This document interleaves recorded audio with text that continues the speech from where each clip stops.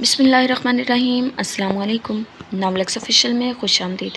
Novel मेरी वफ़ा पे हक हुआ तेरा असकलम उम्मे इमामा की किस्त नंबर 2 लेकर आई हूँ। उम्मीद करती हूँ आप सबको ये किस्त पसंद आएगी। तो चलिए रीड करना स्टार्ट करते हैं। नायाब आपी, ये सब क्या हो रहा है? 10 साला आयनूर नज़रें चारों तरफ घुमाती हैरत से पूछने लगी। आज का दिन कुछ मुख्तलिफ था, बल्कि बहुत ज़्यादा मुख्तलिफ था। आज मलिक विला को बेइंतहा खूबसूरत तरीके से सजाया गया था, जबकि हवेली के फ़र्द भी आज आम दिनों से काफ़ी मुख्तलिफ लग रहे थे और ख़ास तौर प्रोटोकॉल आइनूर ज़मान को दिया जा रहा था।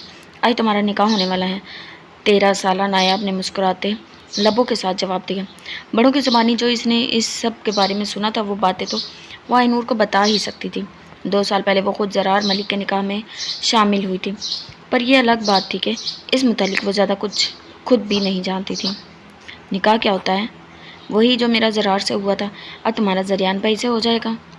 और इससे क्या होता है? इसने एक सवाल मज़ीद पूछा। माँ ने बताया था कि तुम्हारा जिस इंसान के साथ निकाह हो जाएगा, वो तुम्हारा पक्का वाला बेस्ट फ्रेंड बन जाएगा, जो तुम्हें कभी नहीं छोड़ेगा। लेकिन ज़रियान तो वैसे भी मेरे साथ है। हाँ, लेकिन निकाह होना इस बात की गारंटी है कि वो इंसान तुम्हें कभी नहीं छोड़ेगा। ओह, मतलब निकाह के बाद ज़रियान मुझे कभी भी नहीं छोड़ेगा? फिर वो हमेशा मेरे साथ ही रहेगा? नायाब की बात सुनते ही वो चहकते हुए पूछने लगी, जिस पर वो हंसते हुए अपना सर इस बात में हिला गई। मेहमानों से भरे मलिक विला में आज एक निकाह की रस्म तय पाई थी, जिसमें 21 साला ज़रियान ने 10 साला आइनूर को अपने निकाह में लिया था। इसने ना सिर्फ निकाह नामे पर साइन किए थे, बल्कि खुद से अहद भी किया था कि चाहे हालात जैसे भी हों, वो आइनूर जमान का साथ कभी नहीं छोड़ेगा। वो जब जब इसके पास होगी, ज़रियान मलिक तब तब इसकी ज़िंदगी में आई हर तकलीफ़ खुद पर ले लेगा। वो इसकी हर तकलीफ़ में मरहम का काम करेगा। आज से पहले तक भी इसे पता था कि आइनूर ने इसका ही होना है, लेकिन आज इसने अपने साथ एक और जान को बांध लिया था। आज इसने आइनूर को अपने निकाह में शामिल कर लिया था और ख़ुद से एक वादा भी किया था कि वो खुद को ताहयात तक इस लड़की का ही बना रखेगा। वो लड़की जो ज़रियान मलिक की मोहब्बत थी, वो लड़की जिसे वो इसी दिन अपना मान गया था जब इसने पहली बार इसे अपनी गोद में भरा था, वो लड़की जिसका नाम तक इसने खुद रखा था, वो लड़की जो आज इसके निकाह में बन गई थी, वो लड़की जो आज आइनूर ज़मान से आइनूर ज़रियान बन चुकी थी। निकाह मुकम्मल होते ही थोड़ी देर मज़ीद वहाँ गुजार कर वो आइनूर को अपने साथ लिए कमरे में आ गई थी, क्योंकि ये वक्त इसके सोने का था और इसकी बार बार चुपती पलकें इस बात का सबूत दे रही थी कि इसे नींद आ रही है। मामा, नायाब आपी ने बताया, अब ज़रियान मेरा पक्का वाला बेस्ट फ्रेंड बन चुका है। हाँ बिल्कुल। इसके बालों को पिन से आज़ाद करते हुए वो मुस्कुरा कर कहने लगी। जब कमरे में दाखिल होती मुलाजमा इसे इफ़रा का पैगाम देती वहाँ से चली गई। इसके जाने के बाद माहम ने नज़रों का रुख मोड़ कर आइनूर की जानिब देखा, जो मुँह खोले अपनी आँखें मसल रही थी। नींद आ रही है तुम्हें? इसके पूछने पर वो अपना सर इस बात में हिला गई। अच्छा चलो, तुम अपने कपड़े बदलो, मैं तुम्हारे लिए चॉकलेट मिल्क लाती हूँ। इसे पीकर फिर तुम सो जाना। इसके बालों को पोनी में कैद करके इसने वार्डरोब से आइनूर का नाइट ड्रेस सूट निकाला और इसे पकड़ा कर कमरे से बाहर निकल गई। कमरे में दाखिल होते ही इसकी पहली निगाह वहाँ खड़े जमान पर गई। इसने बैठने का तकल्लुफ़ नहीं किया था, यह शायद वह आज की बात सुनने की बेकरारी नहीं से बैठने ही नहीं दिया था। मुझे यहाँ क्यों बुलाया है?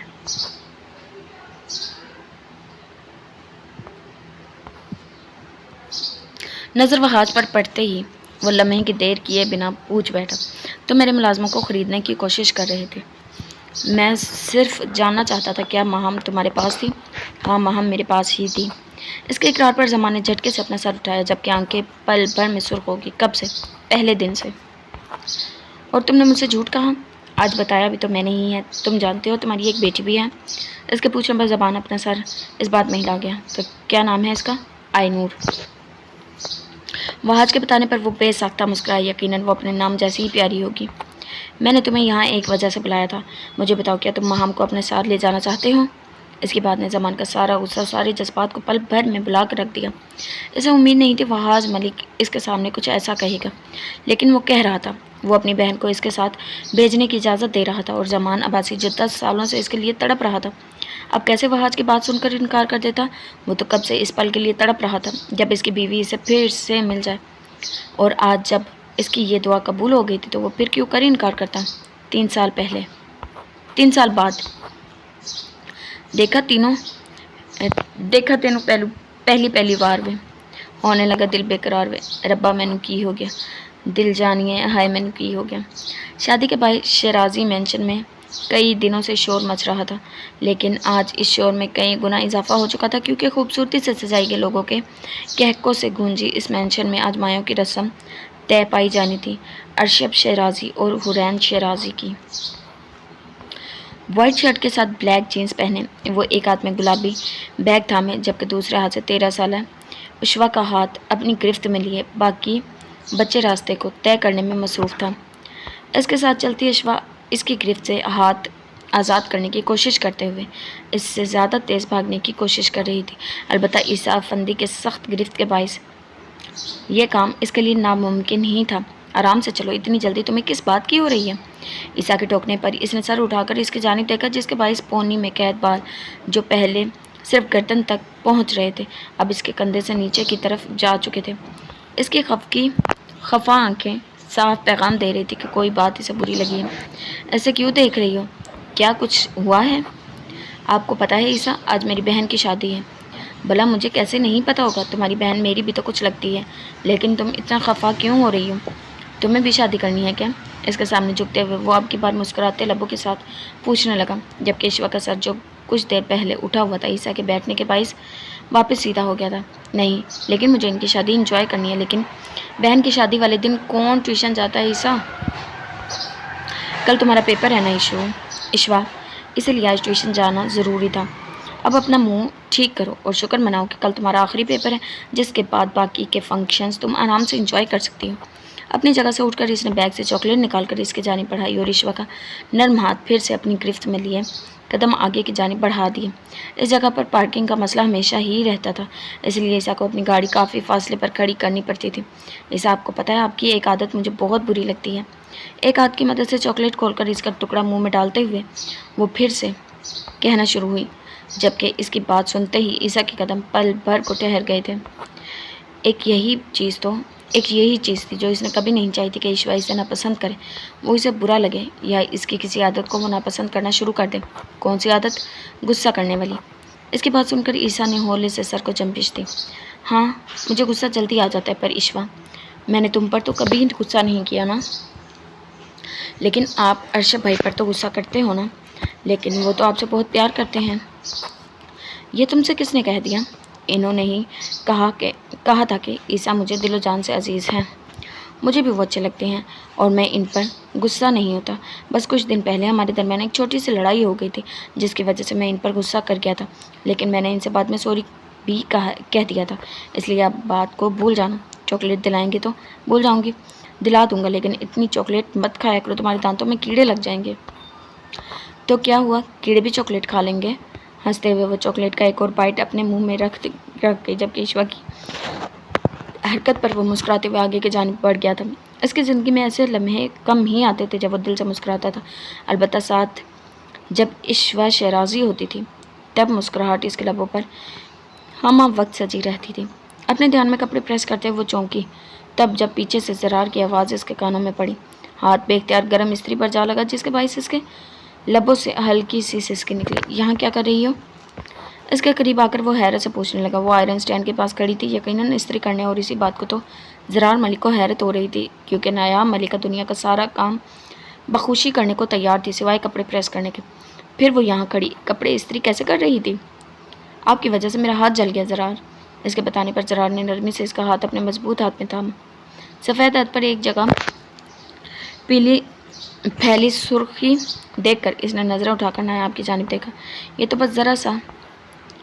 इसने अपनी बात कहने के लिए लब खोले, जब इसके लबों से निकलता है अल्फाज सुनकर नायाब की नज़रों ने फ़ौरन इसे घूरने का काम किया, जिसे देखते ही वो अपनी बात अधूरी छोड़ता मुस्कुराते लबों के साथ इसके हाथ पर अपने लब रख गया, और ज़रार की इस हरकत पर वो फ़ौरन अपने हाथ पीछे करके, बहुत बड़ी चोट लगी है, दर्द हो रहा होगा ना, जाओ जाकर इस पर कुछ लगाओ। लेकिन पहले मुझे ये बताओ, तुम ये काम क्यों कर रही थी? माँ ने कहा था, इन्होंने कहा कि कुछ सालों बाद तुम्हारी शादी हो जाएगी, इसलिए अपनी जिम्मेदारी उठाना शुरू कर दो। चाची जान से कहो कि शादी के बाद भी तुमने यही करना है, और चाहे साल गुजर जाए या सदियाँ, तुम्हारे शौहर ने भी वैसा ही रहना है। तुम कोई काम नहीं भी करोगी तो मुझे कोई फ़र्क नहीं पड़ेगा, इसलिए आज के बाद इन कामों में हाथ मत डालना। हाँ, बस एक काम करती रहा करो। क्या करना है? नज़रें इस पर टिकाए वो चंबे से पूछने लगे। मुझ पर ध्यान देती रहा करो। इस काम में मैं कभी तुम्हारी बेध्यानी बर्दाश्त नहीं करूँगा। जब प्रॉपर तरीके से शौहर बन जाएंगे तब अच्छे से ध्यान दे दिया करूँगी। तो अभी मैं क्या हूँ? अभी तो आप सिर्फ मेरे निकाह वाले शौहर हैं। ये बात बताकर मेरे ज़ख्मों पर नमक ना छिड़का करो। खैर ये बताओ कैसा लग रहा हूँ? इसके पूछने पर नायाब ने तफसीली निकाह इसकी तैयारी पर डाली। अपने हाथ की तकलीफ़ वो इससे ठीक से देखना तो भूल ही गई थी। सफ़ेद कमीज शलवार जेब तन किए, साथ ही बादामी रंग की शॉल कंधों पर डाले। वो हमेशा की तरह बेहद जज्बे नज़र लग रहा था। हाथ में इस वक्त इसने स्याह रंग की घड़ी पहन रखी थी, जबकि आस्तीनों को कोनियों तक होने के बायस इसके बालों से भरा सफ़ेद मर्दाना हाथ वाज़ा हो रहा था। प्यारे लग रहे हैं। नज़रें झुकाए वो मुस्कुराते लबों के साथ कह गई, जबकि इसका शर्माया अंदाज देखकर ज़रार हंसते हुए इसकी पेशानी पर अपने लब रख गया। ये आदत तो इसने अपने बाप से चुराई थी। नायाब मासूम थी, अभी इसमें इतनी समझ नहीं थी कि अपने रिश्ते को ठीक से जान पाती। अलबत्ता ये समझ इसे ज़रार हमेशा देता ज़रूर रहता था। हवेली के किसी फ़र्द को इसे कुछ बताने या समझाने की ज़रूरत पेश नहीं आती थी, क्योंकि यह काम ज़रार मलिक ही बखूबी सर अंजाम दे देता था। इसके नज़दीक नायाब मलिक इसका एक बच्चा थी, जिसे वो हमेशा एक उस्ताद की तरह समझाता रहता था। दरम्यान में पाक रिश्ता ज़रूर था और वो इसे छूता भी ज़रूर था, लेकिन इस हद तक जहाँ तक वो लड़की इसके साथ खुद को आरामदा महसूस कर सके। जब तक इनकी रुखसती नहीं हो जानी थी और जब तक इस लड़की ने ये सबूत नहीं दे देना था कि अब वो एक समझदार लड़की बन चुकी थी, तब तक ज़रार मलिक ने अपने हर जज्बात को काबू में ही रखना था और ये काम इसे बखूबी आता था। पर नायाब को देख इसे हमेशा यही महसूस होता था कि इसका लाड प्यार इसे कभी बड़ा नहीं होने देगा। लेकिन अगर ऐसा था भी तो ऐसा ही सही। नायाब मलिक इसे हर हाल में कबूल थी। वजूद पर स्याह रंग की कमीज़ शलवार जेब तन किए इसने बेड पर रखी अपनी अजरक उठाई और इसे खुद पर डालकर पाँव को चप्पलों में कैद किए ड्रेसिंग टेबल के करीब जा खड़ा हुआ। बालों को तरतीब देकर वो साइड टेबल के करीब गया, जब वहाँ रखा सामान उठाते हुए इसकी बेख्तियार नज़र लैंप के करीब रखी तस्वीर पर जा टिकी। वो इसकी और आयनूर के निकाह वाले दिन की तस्वीर थी, जिसे वो हमेशा अपनी नज़रों के सामने रखता था। इसकी वार्डरोब, ड्रॉर, मोबाइल फ़ोन की गैलरी सब कुछ इन तस्वीरों से भरा हुआ था, जिसमें आयनूर ज़रियान शामिल थी। वो लड़की जो इसकी बीवी थी, वो लड़की जिसे 3 सालों से इसने नहीं देखा था, वो लड़की जो बकौल लोगों के शायद अब जिंदा भी नहीं थी। लेकिन ज़रियान मलिक इस बात को कभी मान नहीं सकता था। पता नहीं था आयनूर कहाँ है, नहीं पता था वो किस हाल में है, नहीं पता था कि दिखने में अब भी वो वैसी ही होगी या पहले की निस्बत थोड़ी बड़ी हो गई होगी या शायद मज़ीद प्यारी हो गई होगी। बस अगर इसे कुछ पता था तो इतना कि आयनूर ज़िंदा थी। इसके कमरे का दरवाज़ा चंद लम्हों तक खटखटा रहा, लेकिन इसकी तरफ से कोई जवाब ना मिलने पर बाहर खड़ा शख्स खुद ही अंदर दाखिल हो गया। फ्रेम वापस पहले वाली जगह पर रखकर इसने ज़रार की जानिब देखा, जिसकी नज़रें फ्रेम पर कैद तस्वीर से होते हुए ज़रियान मलिक की जानिब मुड़ गई थी। इस हफ्ते की क्या रिपोर्ट है? वही जो पिछले 3 सालों से मिलती आ रही है। आयनूर कहीं नहीं मिली। इसके बताने पर वो उदास भरे लहजे में हंसा था। पता नहीं कब वो दिन आएगा जब ज़रार इससे आकर कहेगा कि ज़रियान मलिक तुम्हारी बीवी मिल गई है, चलो चलते हैं। गहरी सांस भरते हुए वो बाहर की तरफ जाने लगा, जब दरवाजे के करीब खड़ी नायाब को देखते ही इसके कदम रोक लिए। मैं ज़रार को इनका फ़ोन देने आई थी, वो इसे लाउंज में ही भूल गए थे। इसने हाथ में पकड़ा फ़ोन ज़रार की जानिब बढ़ाया, जबकि ज़रार की नज़रें इससे सामने पाकर हमेशा की तरह बस इस पर ही टिक गई थी। नायाब, जब तुम्हारा शोहर कहीं जा रहा हो तो इसके सामने ना आया करो। ज़रियान की बात सुनते ही इसके चेहरे पर नासमझी भरे तासरात बिखरे। ऐसा क्यों कह रहे हैं ज़रियान भाई? तुम्हें देखकर ये भूल जाता है कि दुनिया में कुछ और भी करना होता है। अब ऐसा भी नहीं है ज़रियान। इसकी बात सुनकर ज़रार ने फ़ौरन कहा, अलबत्ता इस बात से तो वो खुद भी वाकिफ़ था कि ज़रियान की बात में सच्चाई थी। हाँ, जैसे मैं तो तुम्हें जानता ही नहीं। नायाब, बाबा घर आए तो इन्हें हमारे जाने का बता देना। वो फ़ोन नहीं उठा रहे और मैसेज वो देखते नहीं हैं। अपनी बात के जवाब में नायाब का हिलता सर उठाकर वो ज़रार का बाजू खींचते हुए इसे बाहर की तरफ ले गया। अलबत्ता इसके साथ चलते ज़रार ने चलते कदमों के बावजूद भी चेहरा मोड़कर एक मर्तबा इसे ज़रूर देखा था, जो इसे देखने पर हंसते हुए हाथ हिलाकर इसे बाई का इशारा करके और इसका अंदाज़ ज़रार के लबों पर खूबसूरत सी मुस्कुराहट बिखेर गया था। इसके घर आते ही इसे खाना खिलाने के बाद जो पहला काम इसके साथ किया गया था वो था इसे तैयार करने का। ये काम हमेशा हुरैन ही करती थी, लेकिन आज ये काम वो कर नहीं सकती थी, इसलिए इसे तैयार सदफ़ ने किया था। पीले रंग का लहंगा पहने, स्ट्रेट करवाए गए बालों को आगे की तरफ डाले, वो किसी चिड़िया की तरह पूरे घर में चहकती फिर रही थी। तैयार होते ही अपना लहंगा संभालती वो सबसे पहले जिसके पास गई थी वो थी हुरैन शराजी। आपी। कमरे में दाखिल होते ही वो भागते हुए इसके करीब गई। जब इसकी आवाज़ सुनते ही हुरैन अपने करीब खड़ी ब्यूटिशियन को हाथ रोकने का इशारा कर गई। नज़रों का रुख मोड़कर इसने उशवा की जानिब देखा और अपनी बहन को देखते ही वो दिल में माशाअल्लाह कहना नहीं भूली। बताइए मैं कैसी लग रही हूँ? बहुत खूबसूरत लग रही हो, लेकिन मेरी एक बात और से सुनो। मैं आज मेहमानों में उलझी रहूँगी, शायद तुम पर ठीक से ध्यान ना दे सकूँ, इसलिए उशवा ज़्यादा मस्ती मत करना, ओके? इसने फरमा बरदारी से अपना सर हिला दिया। और तुम्हें ऐसे कपड़े पहनने की आदत नहीं है, इसलिए ज़्यादा भाग दौड़ भी मत करना। मैं कुछ नहीं करूँगी आपी, आप तैयार हो जाएं, अब मैं अरशद भाई को देखने जा रही हूँ। अपना लहंगा संभालती वो भागते हुए कमरे से बाहर चली गई। जबकि इसे भागते देख हुरैन बस अपना सर नफ़ी में हिला के अभी वो लड़की कह रही थी कि कुछ नहीं करेगी, और अब घेरदार लहंगा जेब तन किए भाग दौड़ रही थी। सफ़ेद रंग की कमीज शलवार पहने इसने आस्तीनों को कोहनियों तक चढ़ाई और अपनी पसंदीदा घड़ी उठाकर मर्दाना कलाई में पहन ली। बालों को तरतीब देकर इसने बेड पर रखी पीले और सब्ज रंग की चुनरी उठाकर खुद पर डाली और पाँव चप्पलों में कैद करता बाहर की तरफ चला गया। वो फ़कत 23 साल का था, लेकिन इस उम्र में भी इसकी शख्सियत का जादू हर तरफ बिखर जाता था। ऐसा महसूस होता था कि गुजरते हर दिन इसे पहले दिन से ज़्यादा खूबसूरत बना जाता था, पर ख़ुद से वो हमेशा लापरवाह ही रहता था। 16 साल की उम्र में माँ बाप की अलहदगी के बायस वो अपनी माँ के साथ अपने नाना के घर आया था, और इस दिन से ज़िंदगी के हर रंग जैसे इसे फीके लगने लगे थे। माँ बाप की दूरी का असर सबसे ज़्यादा जिस इंसान पर होता है वो इनकी औलाद होती है। ऐसा ही कुछ ईसा अफंदी के साथ भी हुआ था। इसे बुरा लगता था अपने नाना के घर में रहना, अपने बाप से दूर रहना और अपने बाप का और माँ का दूर रहना, लेकिन इस मुतालिक वो कुछ कहता नहीं था। फीके रंगों से भरी ये ज़िंदगी इसे मज़ीद बदसूरत तब लगने लगी जब इसकी माँ भी इसे छोड़कर चली गई। घर का हर फर्द इसके लिए हाजिर था। जहाँ सदफ़ और अरमगान के लिए वो इनका अपना था, वहीं अरशद और हुरैन के लिए वो इनका सगा भाई था। पर किसी के प्यार और मोहब्बत ने इसे वो खुशी नसीब ना की थी जिसे वो चाहता था।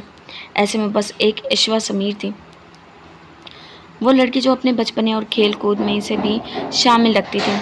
गुज़रते वक्त के साथ वो ज़्यादा तो नहीं बदला था, लेकिन घर वालों के साथ रहना वो सीख गया था। इसे ना ज़्यादा कहना पसंद था ना सुनना, लेकिन जहाँ बात इशवा शराजी की आती तो वो वहाँ इसका कानून तब्दील हो जाता था। वो इसे हम वक्त सुनने के लिए तैयार रहता था। वो भले लोगों के दरमियान बैठा इनसे बातें करता था, लेकिन लबों पर मुस्कुराहट तभी आती थी जब इशवा इसके पास होती थी। वो हंसता नहीं था, लेकिन जब हंसता था तो देखने वाला शख्स इस बात को माने बगैर नहीं रहता था कि ईसा फंदी की मुस्कुराहट बेहद दिलनशीन थी। ये इत्तेफाक था या कुछ और कि इसकी मुस्कुराहट की वजह ज़्यादातर इशवा ही बनती थी। वो लड़की जो इसे सच में अपनी लगती थी, वो लड़की जो धीरे धीरे इसके लिए ख़ास होती जा रही थी, इतनी ख़ास कि अब इसके बिना ईसा अफंदी को अपना आप बेमायनी लगता था। इस वक्त इसका कमरा कई लड़कियों से भरा हुआ था, जो कमरे के मुख्तलिफ़ जगहों पर लेटते अपने मुज़ाकरात में मसरूफ़ थे, जबकि इनकी बातों पर ध्यान दिए बिना अरशद शराजी अपनी तैयारी करने में मसरूफ़ था। इसने स्याह रंग का कुर्ता शलवार ज़ेबतन कर रखा था, जो इसके ऊपर खासा जच भी रहा था। अलबत्ता ये अलग बात थी कि यह रंग इसे कभी पसंद नहीं था।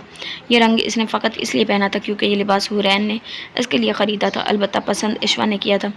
ड्रेसिंग पर रखी परफ्यूम की बोतल उठाकर इसने खुद पर अच्छे से छिड़काव किया और इसे वापस इसके पहले वाली जगह पर रखकर बेड पर रखी वो दुपट्टा नामी शय उठाई।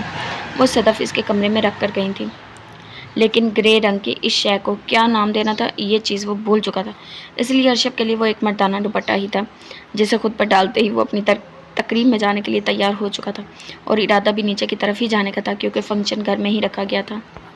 लेकिन इसके मज़ीद कोई हरकत करने से पहले कमरे का अधखुला दरवाज़ा पूरा खुला और चहकती चिड़िया कमरे में दाखिल हुई। अरशद भाई, मैं कैसी लग रही हूँ? इसके पूछने पर अरशद बेख्तियार हंसा। ये कोई नई बात नहीं थी। उशवा शराजी जब भी तैयार होती थी, घर के हर फर्द के पास जाकर ये पूछना अपना फ़र्ज़ समझती थी। एक प्रिंसेस लग रही हो, ये बताओ मैं कैसा लग रहा हूँ? अच्छे लग रहे हैं, लेकिन आपसे ज़्यादा मेरी आप ही अच्छी लग रही हैं। पर मुझे तो आप ही से ज़्यादा तुम प्यारी लग रही हो, क्योंकि आपने अभी तक हुरैन आपी को देखा नहीं है। तो दिखा दो ना, आप नीचे आ जाएं, फिर दिखा देंगे। हंसते हुए इससे जवाब देती वो मज़ीद रुके बिना वहाँ से भागी गई, और इसके जाते ही अरशद ने नज़रों का रुख अपने कमरे में मौजूद ट्रॉली पर जमा लिया। अब शराफत के साथ एक एक करके मेरे कमरे से दफ़ा हो जाओ। देख भी रहा था कि दूल्हा तैयार हो रहा है, पर यह नहीं हुआ। कोई मदद कर देता। बस बैठे बैठे मेरा बिस्तर तोड़ रहे हैं। इसके खफकी भरे अंदाज पर वहाँ मौजूद हर शख्स हंसते हुए बड़ी ही शराफत भरे अंदाज में बाहर की तरफ चला गया। इनके जाते ही इसने एक निगाह अपने बिखरे कमरे पर डाली, जब दूसरी निगाह दरवाजे पर खड़े ईसा की जानिब डाली। यकीनन वो अभी अभी वहाँ आया था। आ जाओ ईसा और मुझे बताओ मैं कैसा लग रहा हूँ।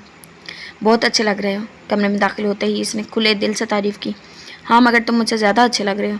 आज मेरी महफिल है, तुम इसे लूटने का हक भी सिर्फ मेरा होना चाहिए ना।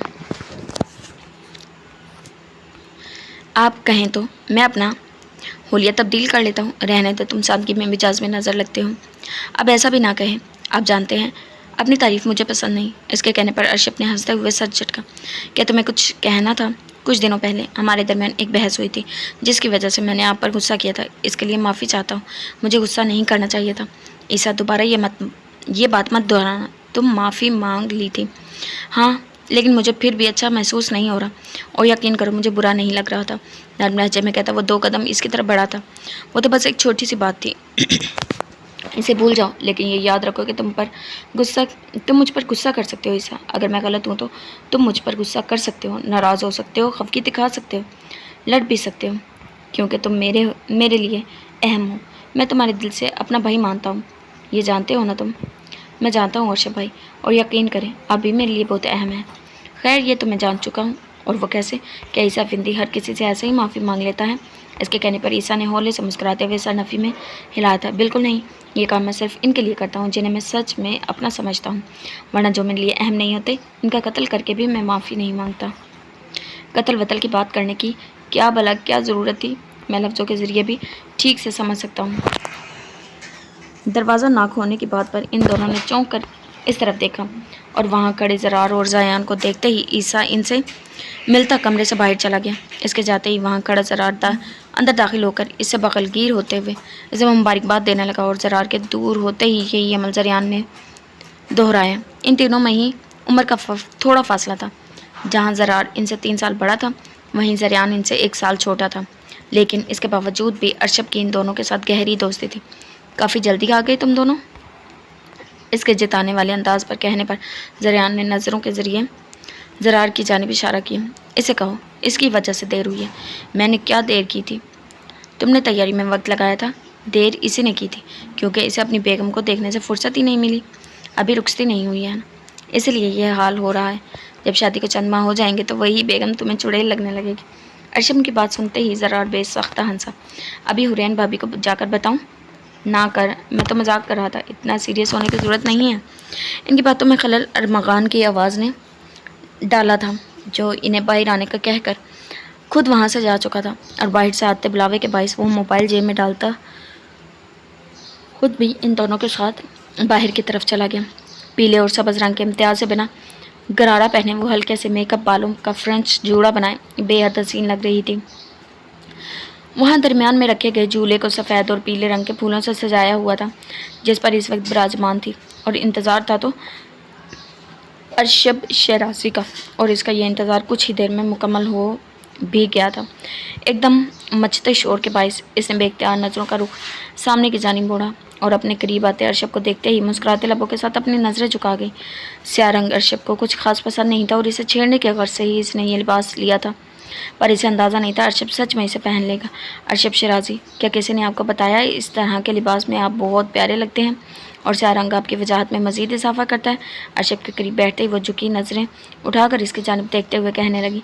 जब इसकी बात सुनते ही अर्शद ने धीमे से मुस्कुराते हुए सर को हल्का सा खम दिया था। ये तो आपकी कातिल निगाहों का कमाल है, जिस तरफ जाती हैं हर इस मंज़र को खूबसूरत बना देती हैं। अर्शद की बात सुनते ही इसके मेकअप से सजे गालों की सुर्खी में मज़ीद इजाफा हुआ, और इसका अंदाज़ देखते ही अर्शद बेख्तियार हंस पड़ा था। हंसी कहकों से गूंजती महफिल काफ़ी देर तक चली। अलबत्ता वक्त गुजरने का एहसास ही ना हो सका, ये अलग बात थी। मेहमानों के वहाँ से जाते ही घर वाले अपने हिस्से के काम सर अंजाम देने लगे। जब ईसा की गैर मौजूदगी देखते हुए वो इसे ढूंढने के गर्ज से अंदर की जानिब चली गई।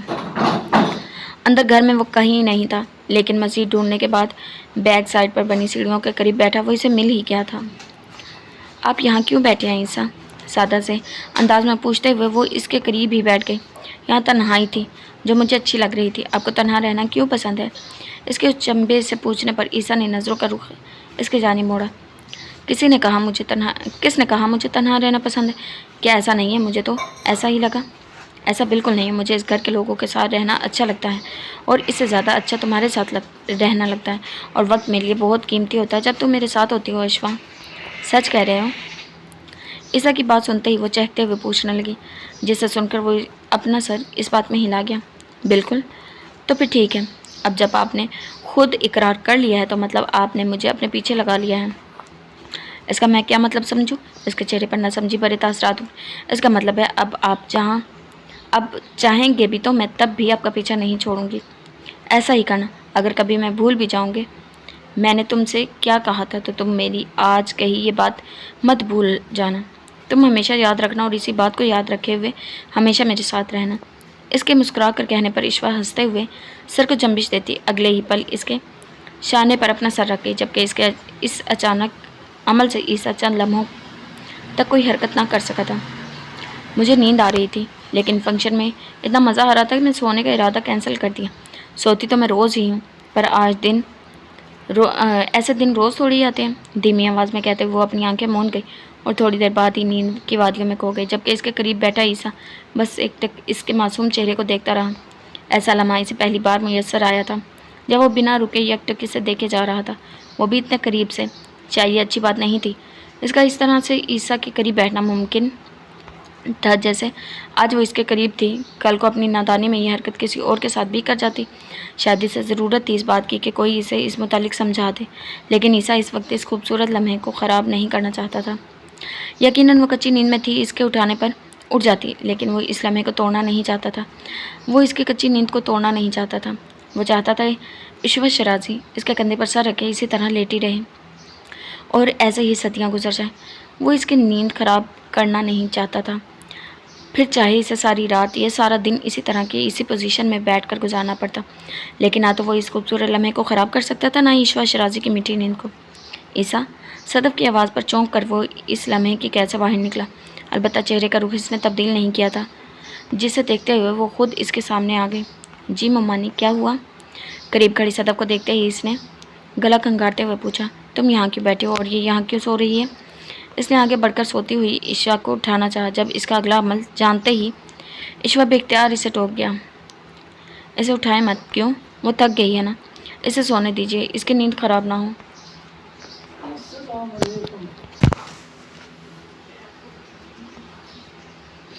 ऐसे सोने से इसकी थकन नहीं उतरेगी, अलबत्ता तुम्हें ज़रूर थकन हो जाएगी। तुम भी अंदर जाओ, आराम करो, मैं इसे भी अंदर ले जाती हूँ।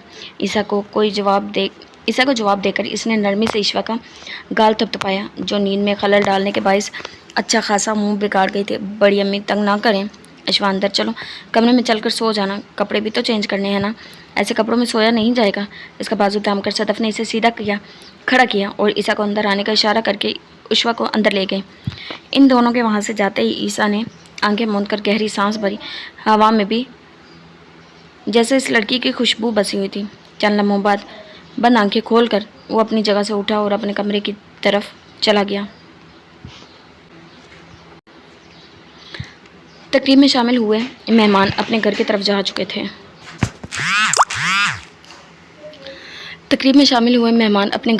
चुके थे। और जो घर में रुके हुए थे वो भी अपने अपने घरों की तरफ जा चुके थे।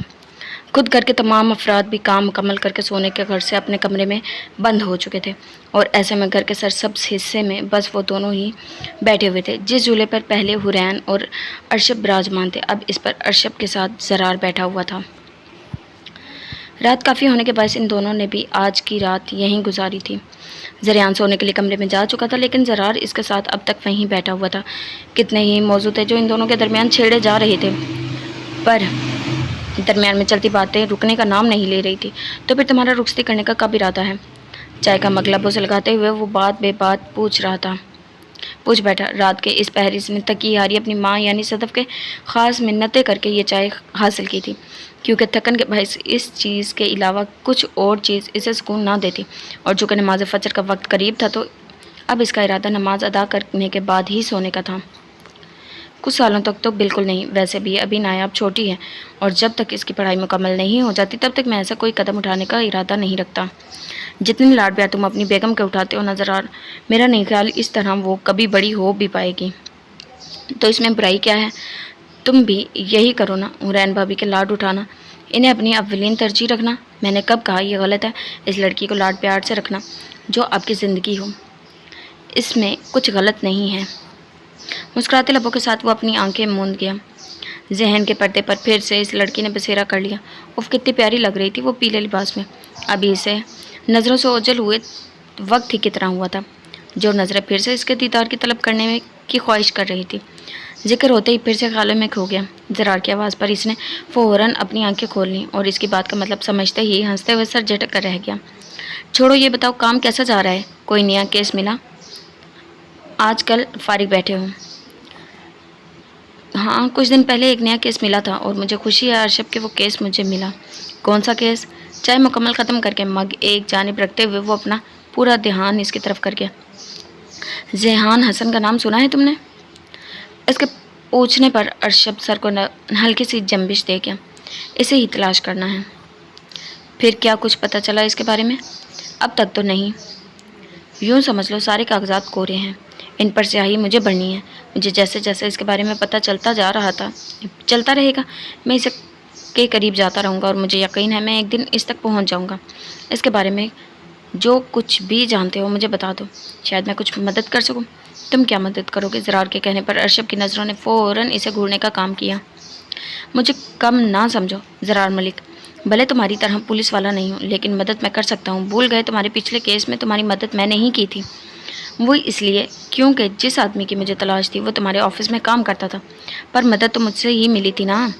वो अभी अपनी बात कही बात से पीछे ना हटा। याद है मुझे, और भला मैं कैसे भूल भी कैसे सकता हूँ? तुम भूलने कब देते हो? ज़रार की बात ने इसका मूड पल भर में ख़राब किया था, जबकि इसके तासरात देखते ही वहाँ ज़रार का बेख्तियार कहका गूंजा था। एहसान फरामोश, नाराज़ मत हो, मैं बेच दूंगा डिटेल। इसके साथ से उठते हुए जैसे रूठी महबूबा को मनाने की कोशिश की और बाहर की तरफ जाते हुए अरशब के पूछे जाने वाले अगले सवाल का जवाब देने लगा। फजर की नमाज़ पढ़ने के बाद इसने अरशब के साथ ही एक होटल में नाश्ता किया था और मेंशन पहुंचते ही वहां सोते ज़रियान को नींद से जगाकर अपने साथ लेता मलिक विला की तरफ चला गया। सारी रात इसने जाग कर गुजारी थी, इसलिए घर पहुंचते ही जिस पहले काम को सरअंजाम देने का इसने इरादा किया था वो था अपने नरम गरम बिस्तर पर नींद की वादियों में उतरने का। घर पहुंचते ही वो दोनों अंदर दाखिल हुए और इरादा सीधा अपने अपने कमरे में जाने का था। जब अंदर दाखिल होते इन दोनों की पहली नज़र लाउंज में बैठे वहाज पर पड़ी। अमूमन इस वक्त वो अपने कमरे में पाया जाता था, फिर आज यहाँ क्यों बैठा था? आप यहाँ क्या कर रहे हैं बाबा? ज़रार की आवाज़ पर वहाज ने चौंक कर इसकी जानिब देखा और इन दोनों की हालत देखते ही वो धीमा सा हंस दिया। कल सारा दिन की ड्यूटी और इसके बाद रात भर जागने के बायस थकन ज़रार मलिक के चेहरे से ही वाज़िया दिख रही थी और ज़रियान मलिक की हालत इससे थोड़ी ज़्यादा ख़राब थी। इसके वजूद पर ज़ेबतन अरशब का आरामदा लिबास कुछ मलकजा सा लग रहा था और बाल जिन्हें वो हमेशा तरतीब दिए रखता था इस वक्त बेतरतीबी से बिखरे पड़े थे। ऐसा महसूस हो रहा था ज़रार मलिक से मारते हुए यहाँ तक लाया हो।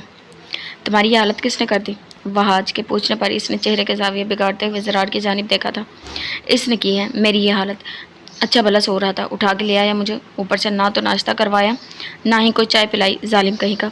इसकी मजलूमियत भरी दास्तान सुनकर जहाँ ज़रार ने लब दांतों तले दबाकर अपनी हंसी जब्त की थी, वहाज ने अपनी हंसी का खुलकर इजहार किया था। वैसे बहुत बुरी बात है ज़रार, किसी की नींद खराब करना अच्छी बात नहीं होती। बाबा, अगर मैं इसे वहाँ छोड़ कर आ जाता तब भी इसका शिकवा होता कि मैं इसे अपने साथ वापस क्यों नहीं लाया।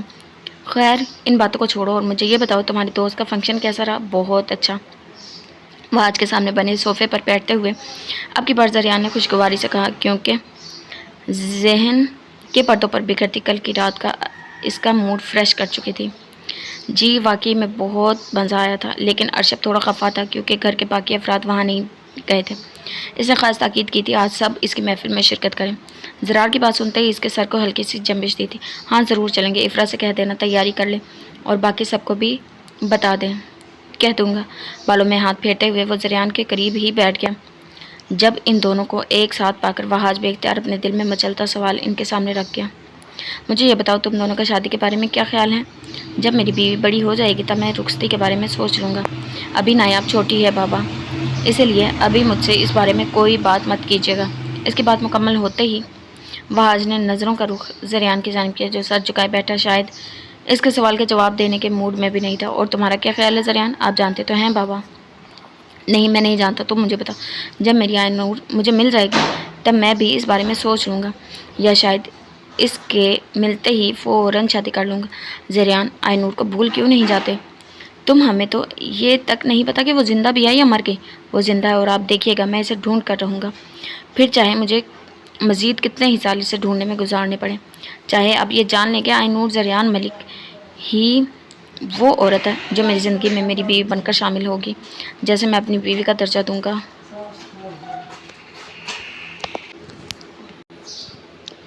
संजीदगी से कहते हुए वो अपनी जगह से उठता अपने कमरे की तरफ चला गया था, जबकि वह आज बस अफसोस से इसकी पुश्त को तकता रह गया। आप इसकी फ़िक्र मत करें बाबा, मैं इसे बात करूंगा। बिल्कुल इसे बात करो, इसे समझाओ ज़रूर ज़रार कि वो अपनी ज़िंदगी में आगे बढ़ जाए। एक ऐसी लड़की के पीछे इसने अपनी ज़िंदगी को रोक दिया है जिसका कहीं कुछ पता नहीं। वह आज की फ़िक्रमंद अंदाज पर ज़रार सर झुका गया। अलबत्ता ज़बान पर आई बात कहने में इसने देर नहीं लगाई। बाबा बुरा मत मानिएगा, लेकिन इस सब में थोड़ी गलती आपकी भी है। अगर आप ज़मान अंकल को यहाँ नहीं बुलवाते तो पुप्पो कभी घर छोड़कर ना जाती। क्या तुम्हें लगता है मैंने जो किया वो गलत था? नहीं, इस वक्त ना आपने कुछ गलत किया था ना पुप्पो का फैसला गलत था, लेकिन हालात ने आपको कसूरवार ठहरा दिया। ज़रियान को लगता है अगर आयनूर आज इसके पास नहीं है तो कहीं ना कहीं इसकी वजह आप भी हैं। जानता हूँ, पर मैं ये भी जानता हूँ कि मेरी गलती नहीं थी। लेकिन ज़रियान इसका मतलब कुछ सुनेगा नहीं। अगर इस वक्त हम एक बार मुझसे बात करती तो आज वो दोनों ही इस जगह पर मौजूद होती, लेकिन अब मैं कुछ नहीं कर सकता। तो मुझे ये बताओ ज़रार, मैं क्या करूँ? आई एम सॉरी बाबा, मेरा मकसद आपको परेशान करने का हरगिज़ नहीं था। मैं बस ये चाहता था कि आप ज़रियान की कैफियत को समझ सकें और फिर से इस मौजू को ना दोहराएं। ठीक है, चलो तुम अपने कमरे में जाओ और आराम करो। इसका इशारा पाकर वो सर को जंबिश देता वहाँ से चला गया और इसके जाने पर वह आज गहरी सांस भरकर अपनी आंखें मूंद गया। जी तो जनाब, ये थी हमारी आज की एपिसोड। उम्मीद करती हूँ पसंद आई होगी। मिलते हैं नेक्स्ट एपिसोड के साथ। अल्लाह हाफिज़।